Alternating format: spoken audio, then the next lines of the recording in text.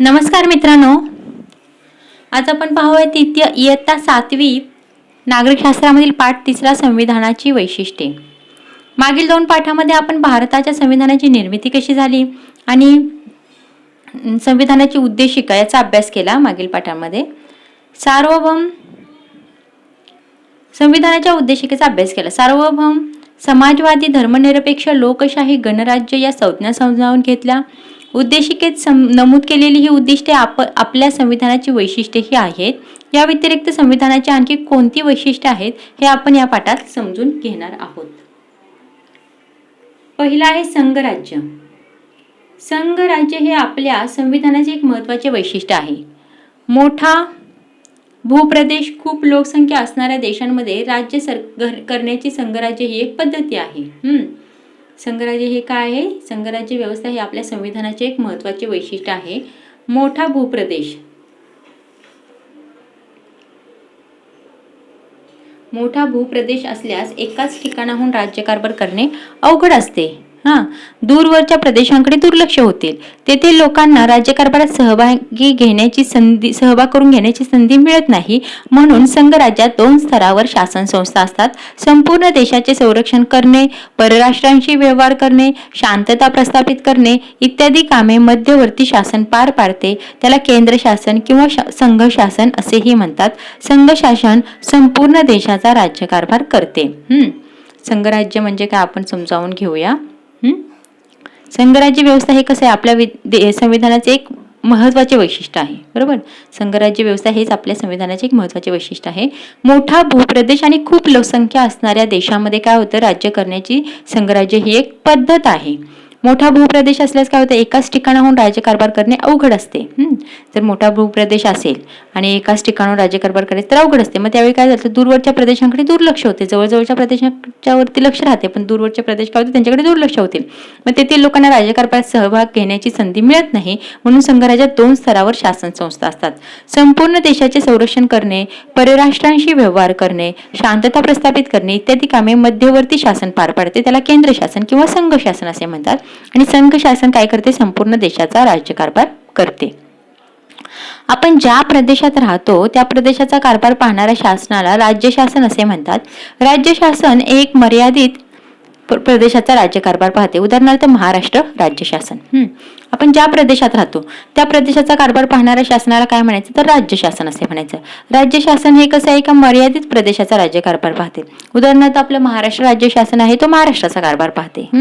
2 पातळ्यांवर वेगवेगळ्या विषयावर कायदे करून परस्पर सहकार्याने राज्यकारभार करण्याच्या या पद्धतीला म्हणायचं संघराज्य पद्धती. 2 पातळ्यांवर वेगवेगळ्या विषयांवर कायदे करून परस्पर सहकार्याने राज्यकारभार करण्याची जी पद्धत आहे त्याला म्हणायचं संघराज्य. अधिकार विभागणी.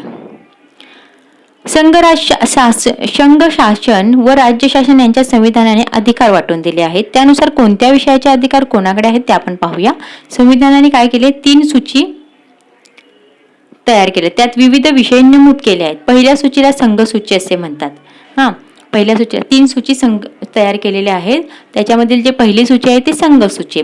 संघ सूचीमध्ये 97 विषय असून त्या विषयावर संघ शासन कायदे करते. राज्य शासनासाठी राज्य सूची आहे, त्याच्यामध्ये 66 विषय आहेत. या विषयावर राज्य शासन कायदे करते.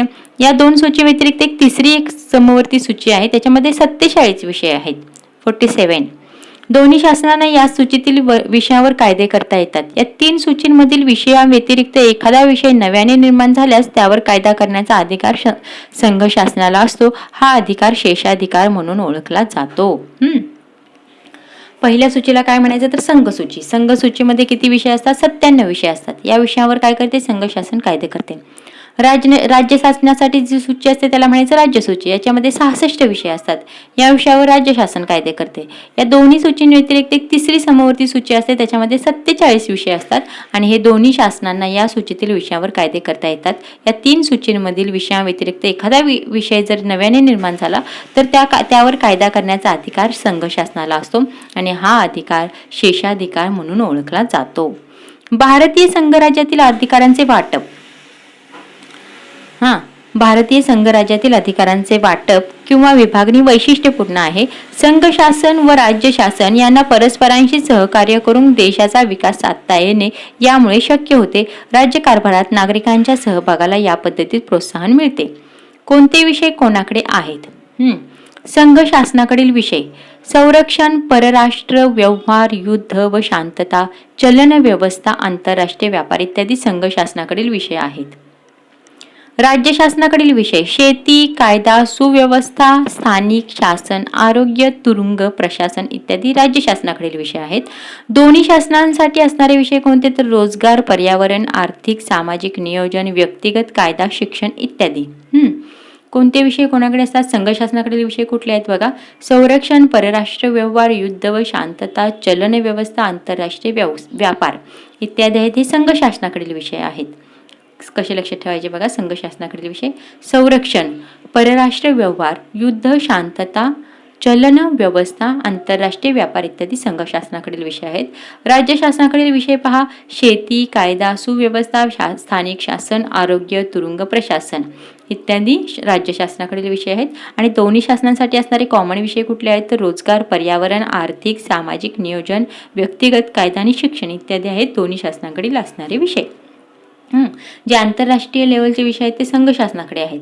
राज्य स्तरावरचे विषय आहेत ते राज्य शासनाकडे आहेत. आणि दोन्ही शासनासाठी कॉमन विषय आहेत ते कसे आहेत? रोजगार, पर्यावरण, आर्थिक सामाजिक नियोजन, व्यक्तिगत कायदा, शिक्षण इत्यादी. केंद्रशासित प्रदेश किंवा संघशासित प्रदेश पाहूयात आपण.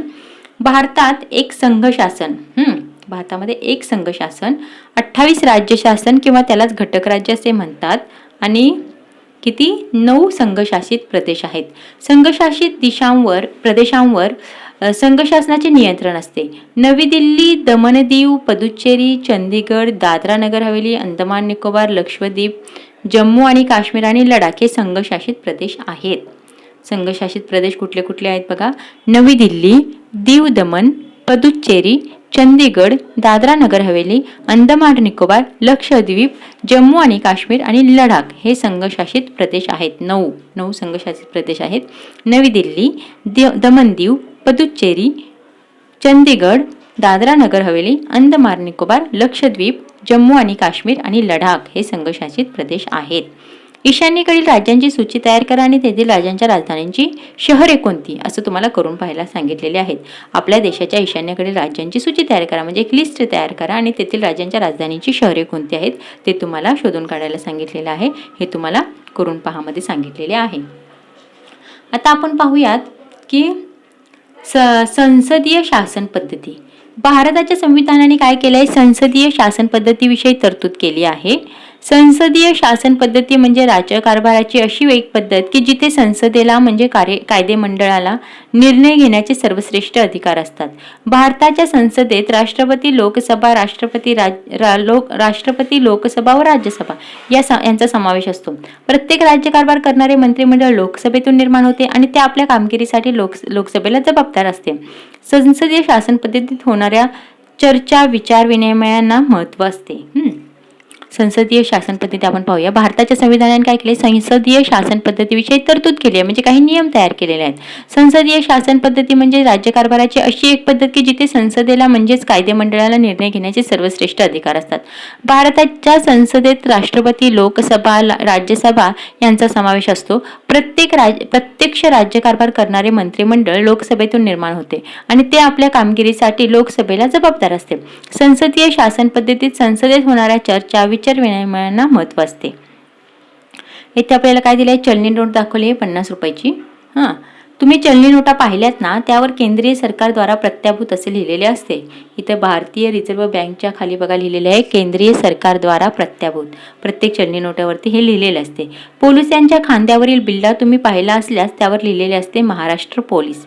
पोलिसांच्या खांद्यावरती बिल्ले असतात त्याच्यावरती लिहिलेले असते महाराष्ट्र पोलीस. इथे चिन्ह दाखवलेले आहे. भारतीय रेल आणि महाराष्ट्र राज्य परिवहन महामंडळ असेही तुम्ही वाचले असेल. भारतीय रेल आणि महाराष्ट्र राज्य परिवहन महामंडळ असेही तुम्ही वाचले असेल. याचा अर्थ आपल्या देशात 2 पातळीवर सरकारे आहेत. एक भारत सरकार आणि दुसरे राज्य सरकार. उदाहरणार्थ महाराष्ट्र सरकार, कर्नाटक सरकार इत्यादी. तर स्वतंत्र न्यायव्यवस्था पाहूया आपण. भारताच्या संविधानाने स्वतंत्र न्यायव्यवस्थेची निर्मिती केली आहे. वादग्रस्त प्रश्नांची जेव्हा आपापसात सोडवणूक होऊ शकत नाही तेव्हा ते न्यायालयात सादर केले जातात. न्यायालय दोन्ही बाजूंचे म्हणणे ऐकून घेऊन त्यात अन्याय झालेला असल्यास तो दूर करून निवाडा करते. हे काम निरपेक्षतेने होणे आवश्यक असते. स्वतंत्र न्यायव्यवस्थेमध्ये पाहूया काय असते तर भारताच्या संविधानाने काय केलेलं आहे, स्वतंत्र न्यायव्यवस्थेची निर्मिती केली आहे. वादग्रस्त प्रश्नांनी जेव्हा काय होतं आपापसात सोडवणूक होऊ शकत नाही तेव्हा काय होतं न्यायालयात केले जातात ते प्रश्न.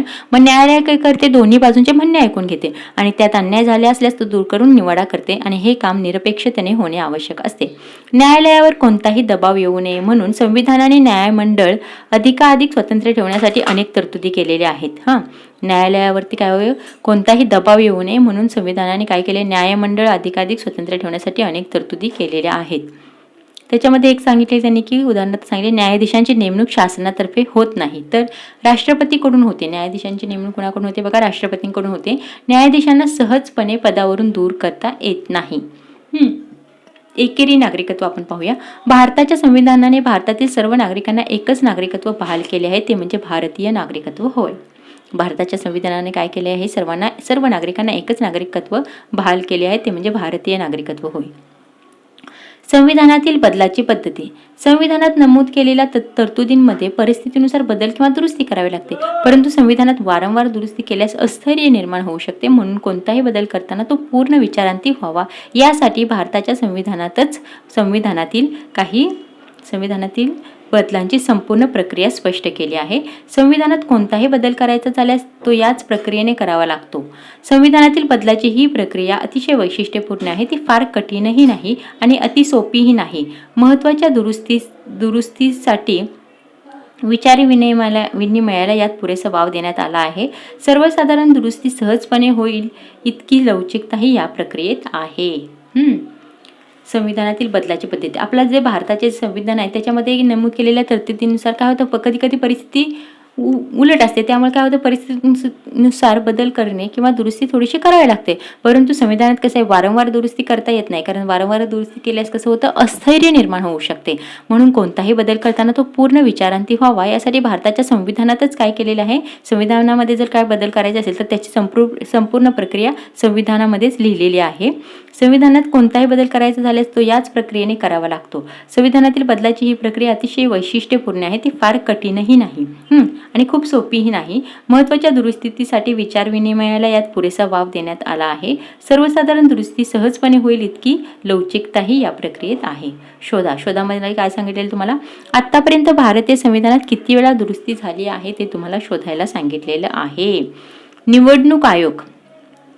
निवडणूक आयोगाविषयी वर्तमानपत्रातील मजकूर तुम्ही नेहमी वाचत असता. भारताने लोकशाही शासन व्यवस्था स्वीकारलेली असताना जनतेला ठराविक मुदतीनंतर आपले प्रतिनिधी पुन्हा नव्याने निवडून द्यायचे असतात. त्यासाठी निवडणुका घ्याव्या लागतात. या निवडणुका खुल्या आणि न्यायी वातावरणात होणे आवश्यक असते. तेव्हाच नागरिकांना कोणत्याही दबावाशिवाय आपले योग्य वाटेल असे उमेदवाराला निवडून देता येते आणि शासनाने निवडणुका घेतल्यास असे खुले व न्याय वातावरण मिळेल याची खात्री नसते. म्हणून आपल्या संविधानाने निवडणुका घेण्याची जबाबदारी एका स्वतंत्र यंत्रणेवरती सोपवली आहे. ती यंत्रणा म्हणजेच निवडणूक आयोग होय. भारतातल्या सर्व महत्त्वाच्या निवडणुका घेण्याची जबाबदारी निवडणूक आयोगावरती असते. निवडणूक आयोग म्हणजे काय माहिती आहे का, तर आता निवडणूक आयोगाविषयी काय होतं आपण बऱ्याच वेळा वाचलेलं आहे वर्तमानपत्रामध्ये. भारताने लोकशाही शासन व्यवस्था स्वीकारलेली आहे, म्हणजे आपल्या जनतेला ठराविक मुदतीनंतर आपले प्रतिनिधी पुन्हा नव्याने निवडून द्यायचे असतात. त्यासाठी निवडणुका घ्याव्या लागतात.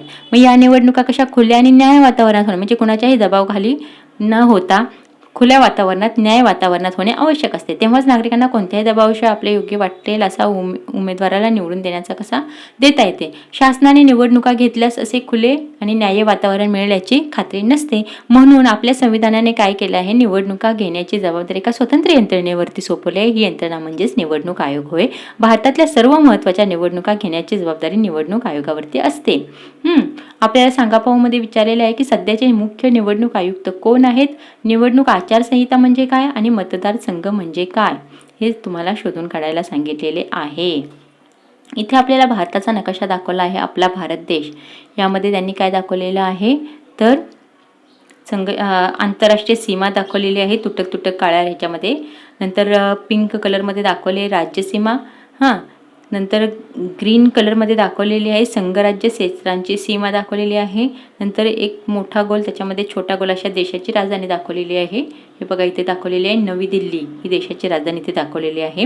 आणि छोटा भरीव गोल आहे ते घटक राज्यांची राजधानी दाखवलेली आहे. भोपाळ, इथे लखनौ उत्तर प्रदेशची राजधानी लखनौ, मध्य प्रदेशची राजधानी भोपाळ, तेलंगणाची राजधानी हैदराबाद, छत्तीसगडची राजधानी रायपूर, इकडे ओडिसाची भुवनेश्वर दाखवलेली आहे.